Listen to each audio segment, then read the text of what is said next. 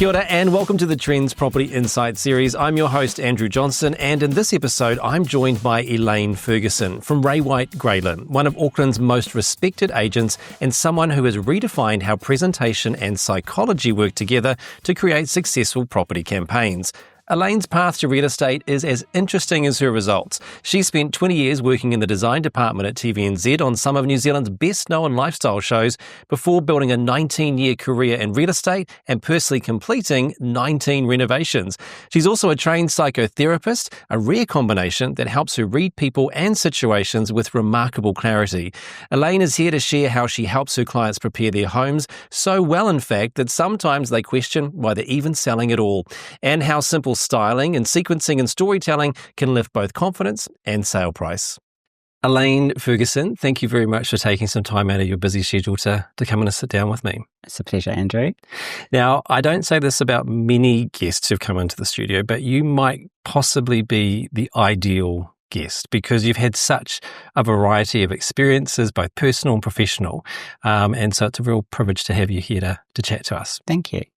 Now, going back before your days in real estate, you had some time at TVNZ, and that was in the design department on some of the lifestyle shows? Yes. I went to art school after I finished school, and it was my dream to work at television when I was a youngster, so it was great that it came true. I had a little stint at an ad agency, and then I did get a job at TVNZ in the design department doing the Eyewitness News, it was back then, like a late night news show. Yes, yeah. And so it was awesome. I was there on and off for about 20 years. Wow. I was a graphic designer there, and in the old days, it's a long time ago now, at TVNZ it was a very different beast than it is now. Yes. We used to make the programs in the studio. Yeah. And if you worked in the design department, you had to be able to do anything, help make sets, help with costuming, make props, do the opening titles to a program, all of that stuff. It was incredibly fun and an old-fashioned talent. It was before the days of computers, so yes, everything was hands-on. You made everything. Yeah, and it was a lot of fun. And even back to old Maggie Barry's garden show. That was a little bit later on, but yes, I worked on that. I did all the lifestyle shows pretty much, all the home front Maggie's garden show. I worked on that. Any of the ones about houses I love to work on because that was kind of my own personal interest. So yeah, I got to be on most of those. And did it live up to what you expected it to be, being on the outside of the media and then getting to see behind the curtain? It did, because it was fun. It was a great team of people. It was in those early days, it was before TV3, so it was before there was any competition. Yes. So, we had a lot of fun, and it wasn't as serious. It definitely lived up to my expectations.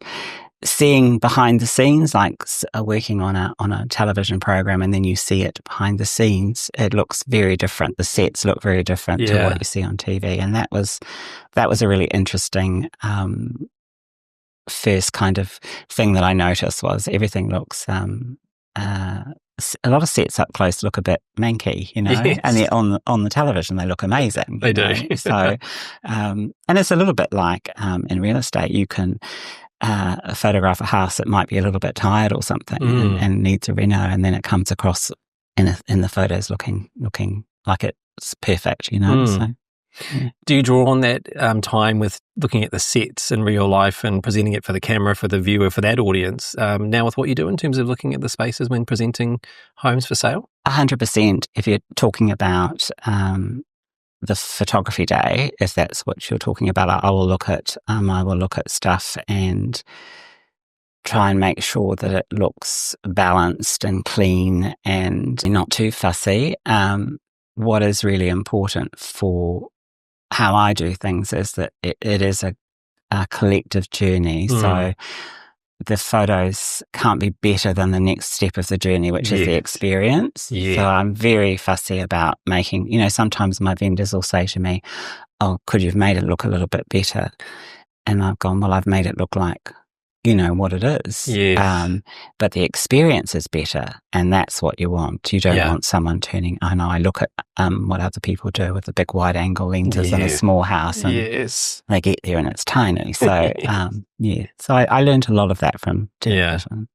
Yeah, there's lots of those telltale signs sometimes in the fridge. You said to It's single super door wide. fridge. It looks like it's, looks like a dwarf fridge. yeah. It's really wide and squat, and it's been exaggerated. It's a wide angle lens. Yeah, it's an interesting point because I know from our experience when we were getting a new home, we went to about 180 open homes, and you got that kind of judgment where it's like, that house is just going to look good in the photographs.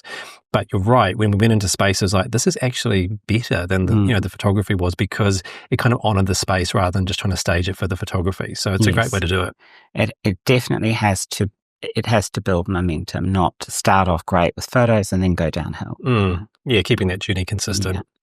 And why did you want to leave TVNZ and move into real estate? What was the change? I left TVNZ and went to university, and I did TVNZ, then I became a psychotherapist, and then I got into real estate. So I left TVNZ. I'd been there at that stage about 15 years, and I just felt like I wanted to change. I went to art school, and I don't know, I wanted to change. Some personal issues, and I thought I'd like to do psychology and see if I had a brain. I was good at art at school, so I just was able to draw, and I failed my school certificate twice. So I went to university at 35 and decided I wanted to do psychotherapy and sociology. So I did that for 3 years, and out of that, at the same time consecutively, I trained to be a psychotherapist, which was 5 years. And then I did that for about 8. So for those who don't know, because we hear different terms when it comes to mental health or dealing with humanity, what's a psychotherapist?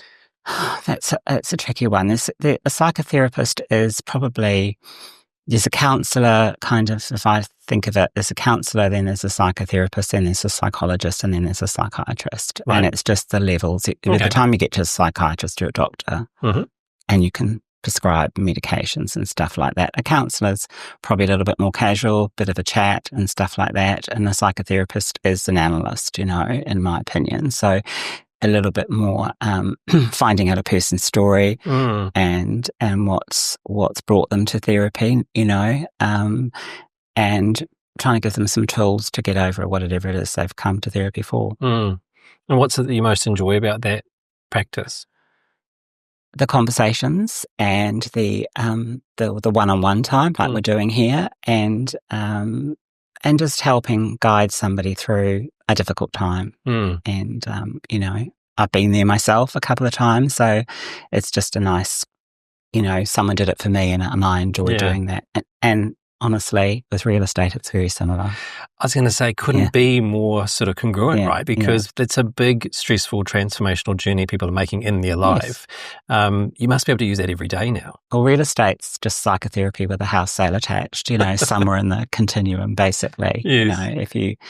That's the angle that I come at it from. Yeah. I think some people feel like they need to see a psychotherapist after they go through the process of real estate sometimes. I had someone call me yesterday, and I sold their house, and we spoke every day, and it settles like next week, and we haven't spoken for 2 weeks, and they go, we just really miss chatting to you. And I said, you've got separation anxiety. It's quite normal, You've got a brochure for that. Here's some more information about how to treat that. Yeah. So when you're meeting your new clients, people that are looking to get their house on the market, where does that process start for you? How do people normally find you? Quite often it's a referral, or I might have sold something in their neighbourhood, or if it's a new client, I've been doing it for a long time, so often I've done work with them before. Yes. But so someone, I'm going to see someone tomorrow. She's just gone onto the internet and had a look, and my name's popped up, and so she's given me a call, so I'll go and see her tomorrow. That's how it starts. Sometimes, I might Google them just to see if they're, Googleable, and, find out a little bit about them and stuff like that. But generally I just turn up, and then the process starts. They open the door, and because of my background, I do think, this is a quietly does it, or people give you all the clues that you need and how to deal with them pretty quickly. And if you know what they are and you know how to look for them, then you know how to adapt. I like to think that I'm always the same person. It's not a gimmick or a game, but it's definitely, this person, I need to go a bit slower. Or this person's a facts and figures. They just want to know how many houses I've sold and what percentage over the CV did they sell for, or something like that. And, or it's come into my home, would you like a cup of tea? Everyone's different, Yeah. It's like a superpower. Maybe. Because it must make you, it's quite a nerve-wracking. It's almost like a first date, right? It's that kind of pressure, right? We're going to have to get along. We're going to work together for a while. It's building trust pretty quickly. It's building trust quickly. It does encompass the thing I probably hate the most in life, which is like a job interview.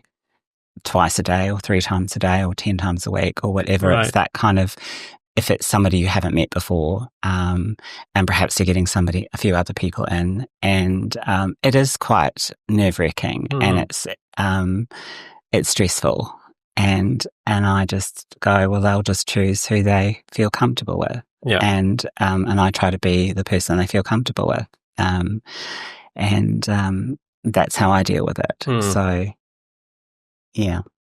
Have you had people reflect on the first time they met you towards the end of the journey, saying, I remember that first day we met, and how you maybe made them feel at that particular time?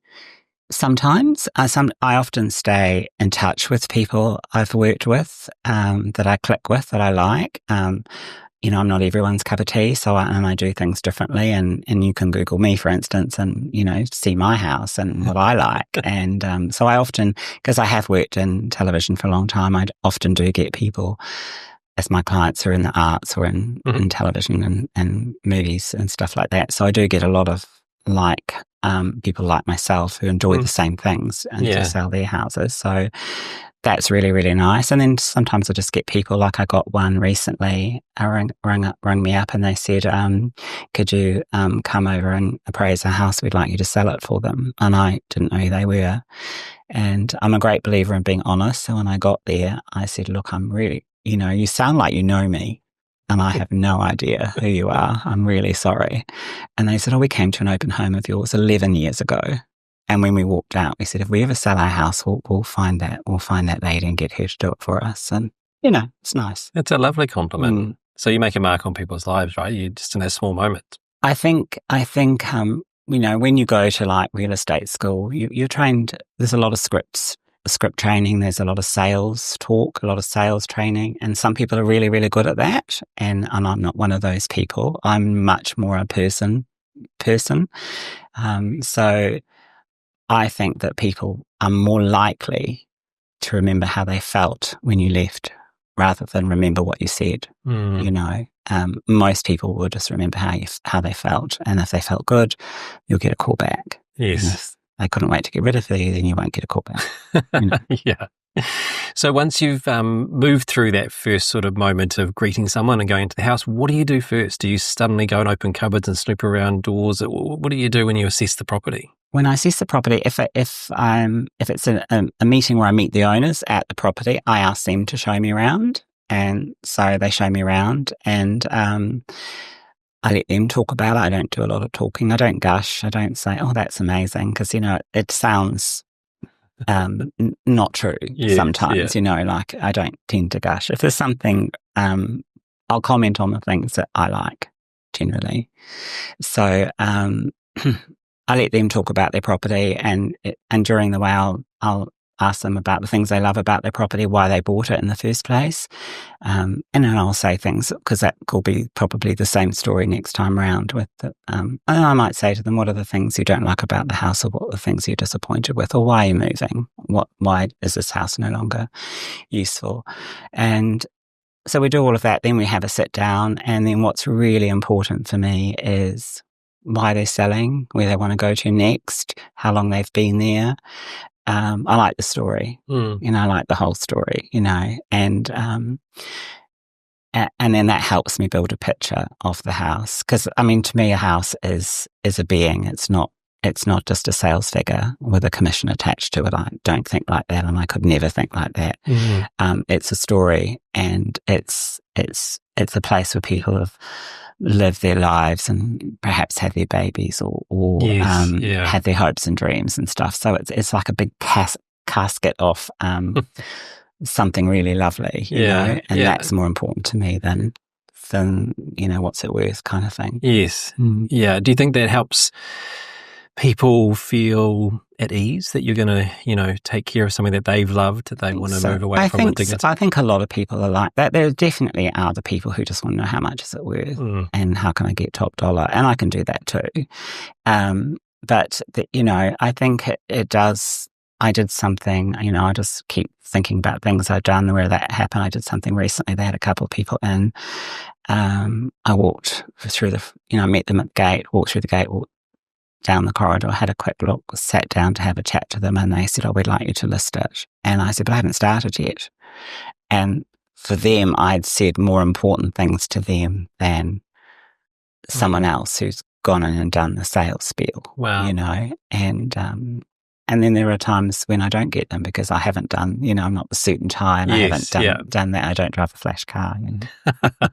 But I mean, that must be humanity, right? We don't always get on with everybody, and we don't always build trust with everybody. So it's about being authentic. It's about being authentic, and I think it's very much, it's a reminder that people will choose, they call it these days tribes. People will choose someone in their tribe generally, and not to take it personally when you don't get chosen, and accept that with a bit of grace, It's an interesting point you raised. We had 2 properties that we sold over the last sort of 18 months. And the last property, my partner had been in for 20 years. Wow. And when we had different offers on the table, one of the offers, the lady who actually got the house wrote a letter.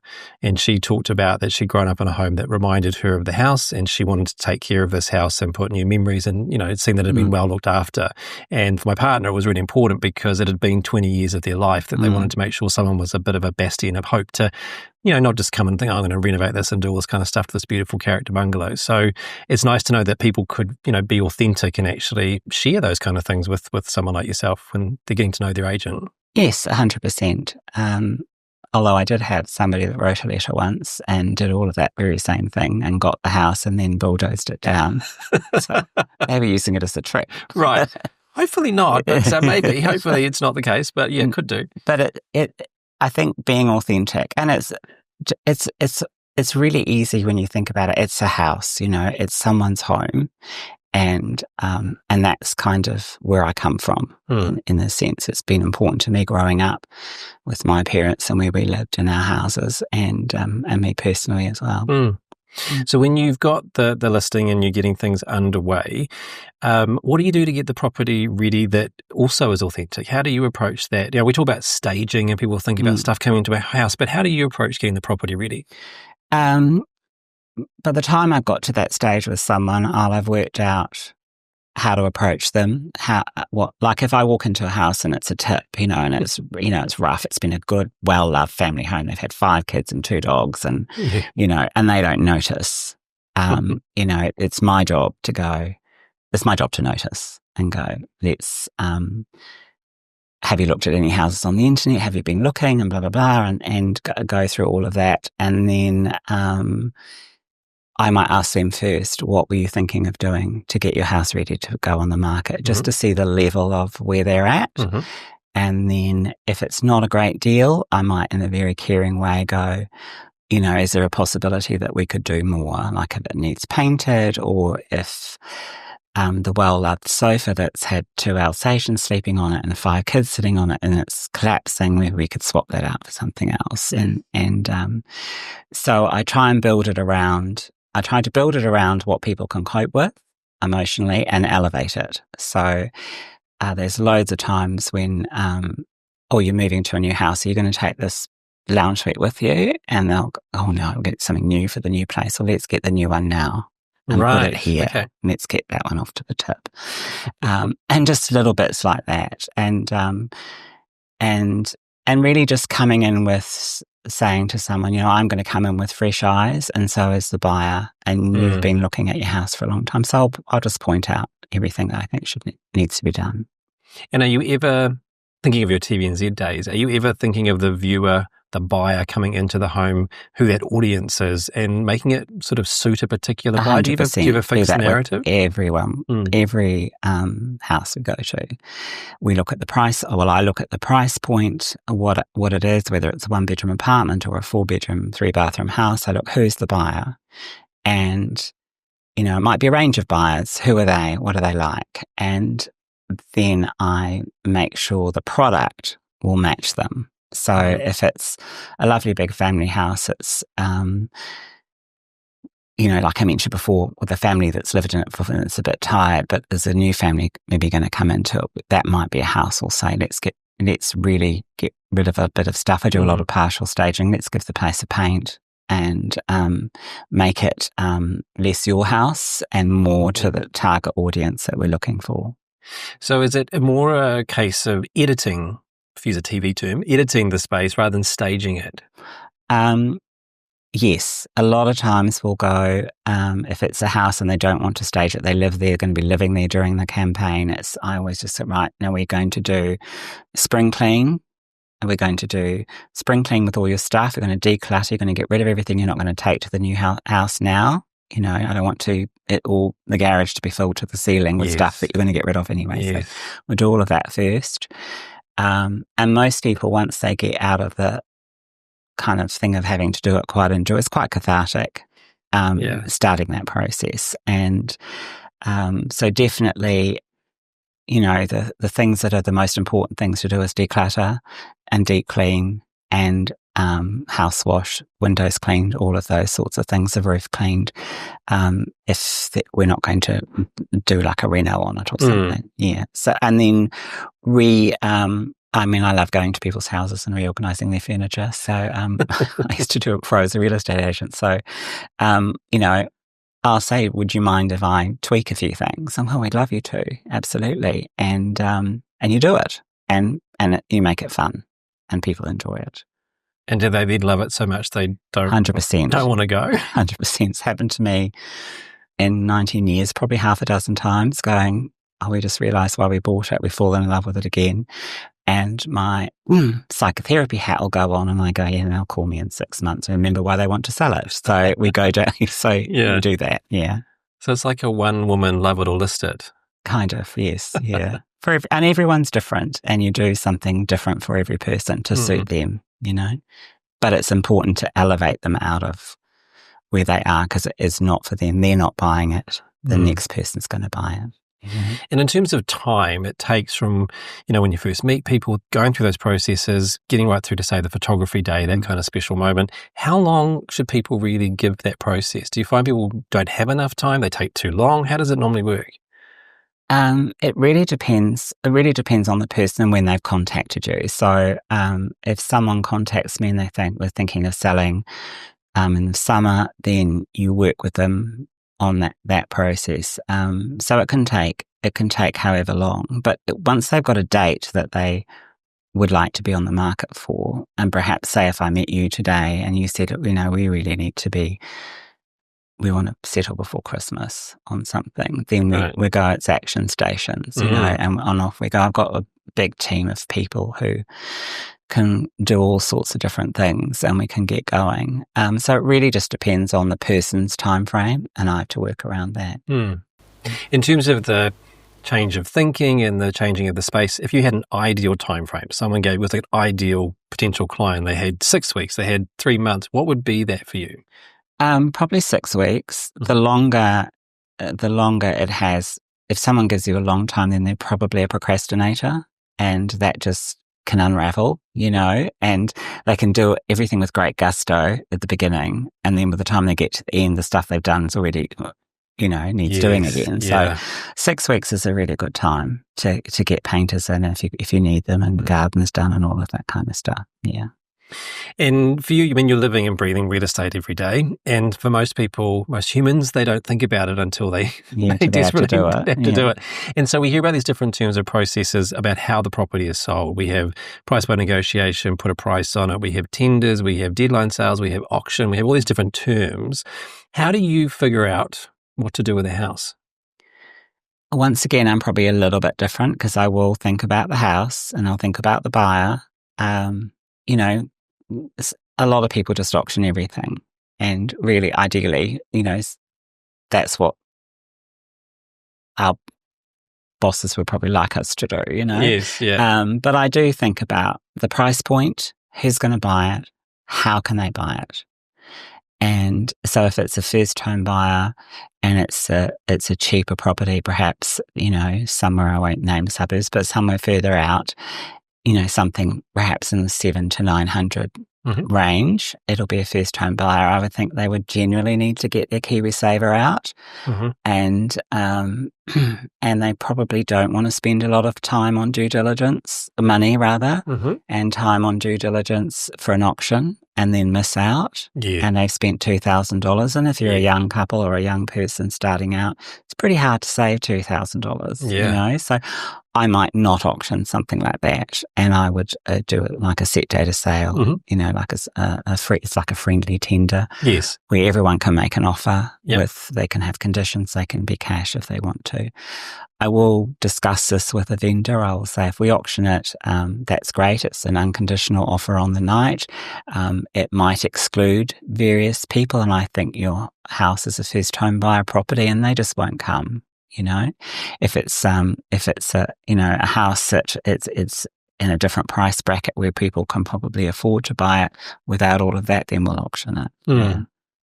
And some people, talking about auctions, think the auction is kind of like the end point, that it's absolutely going to get an unconditional offer on the night. But that's not really the case most of the time, is it? It's really important to tell people that an auction is part of a process. So, when an auction goes well and you have two or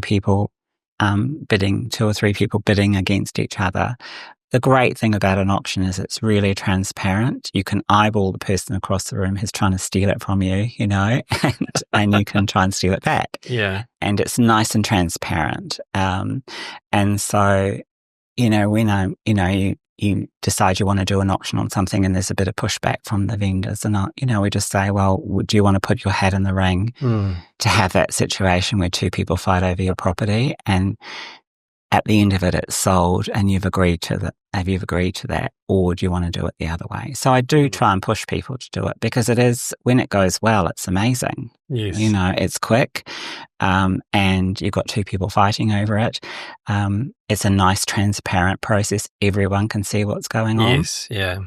When you do something else like a tender or a set data sale, it's behind the scenes. So you might say, well, I'm going to make an offer, Elaine. How many offers have you got? And you might say, I've got two other offers. And you're going to ask me, what are they? Because in an auction, you would know. Yes. And I can't tell you. Yeah. So you've got no guidance as to where to pin your offer. So you're relying very strongly on the agent for that. So there's pluses and minuses all the time. Do you find it happens with auctions that people will come watch on the night if it does get passed, and they know at least where it's at, what someone was willing to get close to? 100%. Well, they'll be watching it. You can watch everything live these days. They'll be watching it live and going, oh, it got passed in at such and such. We can afford that, and you'll get it. Often, you're driving home from the auctions, the phone will ring, and someone's been watching it in their living room and go, "Can I have a look at that tomorrow?" Yep. It's important that when we pass them in, it's at a level we won't sell them for. So they know it's above that, So talking about the people who make the offers and the ones battling out in the auction room to try and buy the property, when you're first meeting those people at the open homes, how do you use the reverse of what you do with the homeowners to get to know those people quickly, or kind of read them as they are walking through them? Because you're pretty hands-on with your open homes, aren't you? I like to do everything myself. If you kind of list your house with me, and I'm the person that you'll see. You won't tend to see anyone else.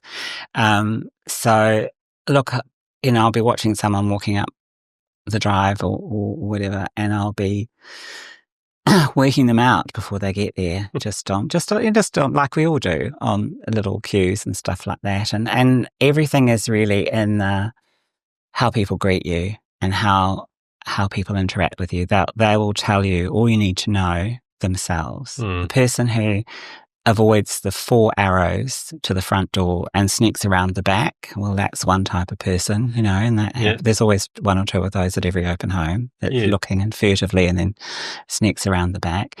Or the people that come in and ask you 1,000 questions at the front door. Why are you trying to get people through? Why are they selling? Blah, blah, blah, blah, blah. And there's other people there, there's just, you just have to handle them all, and I'll just go, look, there's someone behind you. I'll just take your name, pop and have a look through and give me, on the way out, I'll answer your questions. Yeah, we have lots of guides and information on trends property, and one of the ones I'm really keen to write is an open home etiquette book for people, because having been to open homes where you do get these people, you think you're hogging that person's attention, you're blocking the door, or even maybe I was with that person sneaking around the back because I didn't want to take my shoes off first. So I'd do the outside stuff before I take my shoes off. But there are some protocols that can affect the way other people view the home by some people hogging their real estate, agent's attention. Most people are pretty good, but you will have the personality type that wants to hog you and talk everything that they want to do. And I mean, I had one on the weekend where I just couldn't get this person to stop talking and someone was waiting to talk to me and then they wandered off. But I mean, and left, Luckily, I remembered who they were and I was able to call them and apologise. But, because I just couldn't get a word in there. Yeah. And so the process, once you get people to the open home, normally they're running over sort of 3 weekends, you're getting a feel for what's going on. Do you get a feedback from people to help guide what's happening with the campaign and monitor and change things during the process? Of course you do. You get as much feedback as you can. Once again, people are very reluctant to tell you their personal, like what their budget is, but they're very keen for you to tell them how much the house is worth, and I go, what's your budget? Oh, it depends on the house. And, the smart ass person in me might say, well, this really depends on the buyer, and how much money they got. But the feedback's really important. It's very hard to get it sometimes, and I'm reasonably good at getting it. I will try and get as much of it as at the open home, because that's when people are engaging with me and are likely to swap information, and I'll make notes while I'm there. And then in the callbacks, if they don't like it, I go, great, well then you'll give me honest feedback and tell me what you think it's worth based on what else you've been looking at. Yeah. And if people do like it, they're really not going to tell you, or they'll lowball it, hoping that I'll go and use that lowball to condition my vendor, Okay. And, interesting. Because we build a lot of relationships with agents throughout central Auckland, sort of from the town side right down to Onehunga side, sort of, and right across now to where we are in Point Chev. And we got to know them. So often they would ring, we'd go to the house and say, look, we're just seeing whether it's what might be what we want, but we're not too sure. But if we definitely are no, we would give them very honest feedback. And they came to know that. So they would call us about saying, we've got something that's about to come on the market. Do you want to come and see it before? And that was actually very useful for us because we were honest with the agents. So I suppose it would be nice for you if people did that more often. If people were just honest and nice, then they're just going to get more information. They're going to get treated, and you're going to go, oh, I really hope they get it. Yeah. If someone is not those things, it's like, I hope someone nicer comes along and wants to buy it, Yeah. But generally, everyone's the way they are for a reason, to protect themselves and to protect their information and to protect their interests, Yeah. And how do you then have the conversation between the vendor to say, look, this is what the market says your house is worth versus maybe what they might have in their mind? How do you negotiate that? You just have to be honest and not go on about it. You have to have built trust. If I was listing your house, we do all the things I said earlier, and on the listing day we go, here are all the issues with your house. Every house has got issues or some not so good things. I'll go, here are all of the things. Now, we could talk about them. They are there because you've told me and I pointed them out. We're never going to talk about them again. I'm not going to use the fact that it's got 40 stairs to the front door. I'm not going to talk about that every week and say, well, these people couldn't come because of all of the stairs. Right. But we know those sorts of things. And if new stuff comes up, we'll talk about that. Okay. I think it's very important not to beat your vendors up over the head with the information we already know is negative, and just talk about the positive, because it's not building a good relationship. I don't want someone to sort of hate me at the end because I kept talking about their 40 stairs, Yes, we all know they're there. If I have a house that is unusual and we have less people go through, I'll go, it's because it's a specific house, it's not a house with 3 bedrooms and 2 bathrooms and double car parking on a flat section. That's what everyone wants. We don't have that here. So we're going to have less people come on. I try and make sure there are no surprises. So, if I have a house that I think less people will come to, I'll say that, there's the likelihood is we'll have, 3 or 4 people through on the weekend because of this type of house, and, and then, I can have another house that I'll have 30 people through because it's what everyone wants. So no surprises is what I try and work out for all my clients, and just be honest, and you've got to say the hard stuff too, in a way they can hear it. Well, that's the therapist in you, right? Yeah, in a way that they can hear it. It's the truth, but told well, sort of thing.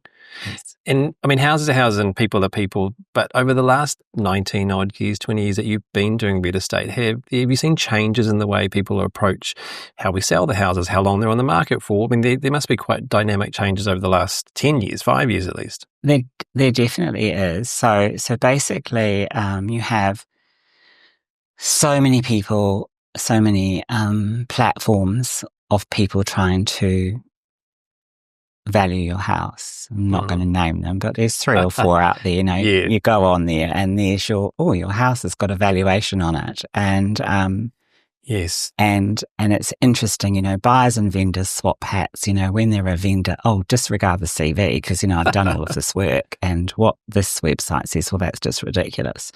You sell the house, they become a buyer, and they go, well, I'm not paying the CV, and this platform says it's only worth this amount, and so you've just got to work through that whole scenario. So what I've seen in the last 5 years especially is that people have come to the open home with way too much knowledge and preconceived ideas. They've looked on 3 platforms, decided how much it's worth.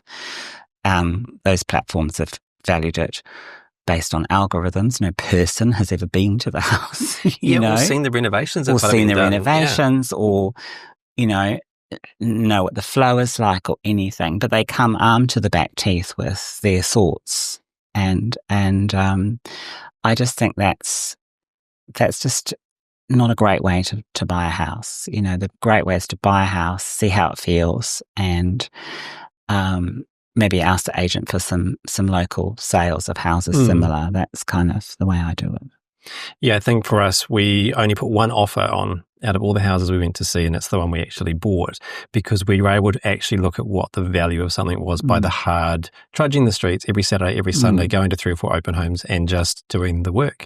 Because then we could actually see where the market's was sitting and where certain streets, certain suburbs, certain types of houses did that. And that's something that people should really invest in, as opposed to, I agree, some of the data can be slightly misleading in many different ways. I say to everyone who's looking, when someone arrives, I ask, how many houses have you looked at? Have you made an offer on anything? Have you tried to buy anything? And just find out how long they've been doing it and what their experience level is. And always, if they've been looking for 2 years, if they've got some psychological problem, you're probably never going to buy a house. But you might go, that's quite a long time. Well, how come you haven't made the plunge? And those are the sorts of people I like, because I can go, I could probably help you through that little kind of wall you've hit. Or a couple of people have missed out. But I do tell everyone, this is the best thing you can do, is to visit as many. If there's a flyer, take the flyer, get a notebook, write down the address. When it sells, call the agent, ask them what it sold for. Yep. And that is the only statistic that will mean anything, because you've been inside it and you know that the layout was great, or the photos looked amazing, but the layout wasn't working, or it's the only way to do your research, is to really do that foot traffic and go and have a look. Yeah, we had a Google sheet that we kept sort of what the neighbours looked like, where the parking was, but all the kind of other factors that aren't necessarily listed in the brochures, to give us a remembrance of what we thought about that property 6 months after we visited it. It's become a very helpful tool in the end, that's for sure. It is. With another shoe on another foot, you've had to go through processes of dealing with spaces that are your own, and you've done 19 renovations. Yes, pretty much 19, yeah. Why so many? And how did you survive? Were you a therapist for yourself during the whole process? When I bought a house when I was quite young, I was about 24, and I bought a little house in New Lynn, and I've always loved space. I was a kid that decorated my room. I spent my pocket money on pillows and things, from a very, very young age. It's just something I enjoyed and that I was good at and I liked. So as soon as I was able to buy a house, I bought a house and renovated it, and got to be in a magazine, and I won a design competition. And that's my thing, and sometimes it's because I've changed cities, I've changed countries, and I've always wanted my own space, so I've always bought. And also when, because I love renovating and I love creating and I love taking something old and fixing it up so it's going to go for another 100 years, you know. I've had houses that the oldest house I had was built in 1858 Oh. and I restored that. I've had a lot of late 1800s houses. I've had mid-century houses and I love restoring them. And then when it's all finished, I go, oh, I'm bored now. Can't wipe this bench for the next 40 years, you know. Right. So yeah. I have stayed in a few a long time. The longest was 8 years and the shortest was 18 months. So, yeah. That included the renovation time or after you finished? Yes. Sometimes it's just a fixer-upper and sometimes it's a full-scale rip. I mean, the one I'm doing now is a full-scale gut and completely started again. What are the lessons you've learned from the renovations you've done? Don't assume, well, it's what every renovation program will tell you is the budget. The budget is, I'm not good at the budget, you know. But don't, sometimes the simple things cost a lot of money. Like you go, oh, the whole place needs re-fenced. Well, you can get a cheap, horrible fence or you can get a nice fence. It can be eye-wateringly expensive, you know. Mm-hmm. Just my first house I bought had no fencing. And I thought, oh, I can get a new fence. I can do this and I can do that. And when I added up all of those things, it was quite expensive. Yeah. And in those days, it was in the 90s, I did a lot of it myself. But I think layout is get the house that's got the layout correct already. That's a cheaper journey. And then you just get to do the fun things. You know, it's not fun spending $50,000 on drains. That's just not fun. Yeah, you know, don't get to enjoy that. Which I've just done. So it's, you know, on drains and diggers and it's not fun. Yeah. And it's, you know, I'd rather spend that on other things that are a bit more yummy to look at. Yeah, definitely. So with that in mind, with budget, are there a couple of key things that people are thinking about getting their house for sale? They're looking around their property. Are there just the givens that you need to do? Is it fencing? Is it, you know, the gardens? Is it pathways? Are there some things that just really should be the first, you know, port of call to look for? One of the things that I learned very early on is you mentioned dating. It's very much like that first feeling that when you go to a house. So it's very important to get the journey from where someone might park their car to come into your open home to the front door. You must get that journey right. You know, it wouldn't be the first time I've got junk run to lift up some mattresses that are thrown on the street. And say to my vendor, we need those mattresses gone. These are true stories. And all that rubbish on the street. I went to a place a few years ago where when they stopped mowing the burns, it was a new development. No one had mowed the burns in the whole street. Yeah. They were so tall. And I said, one of the first things, we're going to mow all the burns in the street, you know? And he said, no, we're not. And I went, yes, we are. Because that's the first thing people are going to see. No one cares. Now, we mowed those burns and then that house took quite a long time to sell, about 6 months. Everyone kept it up. You know, people started mowing them because they were mowed and it looked nice the whole time. It wasn't a trick, you know, it just got people motivated. But the journey from the car to the front door is super important. So paint the front door, you know, have it looking nice, the entranceway, and wash your house, any green mold, you know, on the south side, wash your windows. If you're not going to paint and renovate, just get everything as clean as possible. If you've only got a patchy, crappy lawn, make sure it's really beautifully edged, you know, and not growing over the pavement. Just do as much as you can with what you have, you know, and I'm good at sorting that out for people based on how much or how little time or money they have. It's a really fascinating journey. Every time you're talking about different parts of what we've sort of chatted today, it sort of comes back to the same sort of point around that understanding of where people are at in their lives, the transformation that they're making, and ultimately by just being you're having a bit of a ripple effect on the society around you. It's a pretty special place. Are you happy with where things are for you, and are you doing and enjoying why you do what you do? I do enjoy it. I do enjoy it because it encompasses all the things I've always enjoyed before I was a real estate agent. So houses, I just love them. You know, I don't care. I don't have a particular style. I love it. any era, if it was done well, is great. I really love, like I think I said at the beginning, I really love finding out why someone's moving. I mean, it's not always for good reasons, and lately, the last few years have been tough, with people having to on sale for financial reasons or whatever.